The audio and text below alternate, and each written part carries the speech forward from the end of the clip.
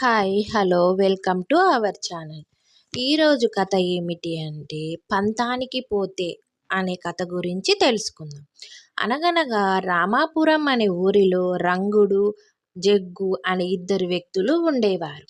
వాళ్ళిద్దరూ ఎప్పుడూ ఏదో విధంగా గొడవ పడుతూ ఉండేవారు. ఆ ఊరి వాళ్ళు తాగునీటికి ప్రక్కనే ఉన్న వాగు నుంచి నీరు తెచ్చుకునేవారు. అక్కడికి వెళ్ళాలంటే ఒక కొండపై నుంచి సన్నని దారిలో వెళ్ళాలి. పక్కకు జరిగితే క్రింది పడిపోయేంత ప్రమాదకరంగా ఉంటుంది ఆ దారి.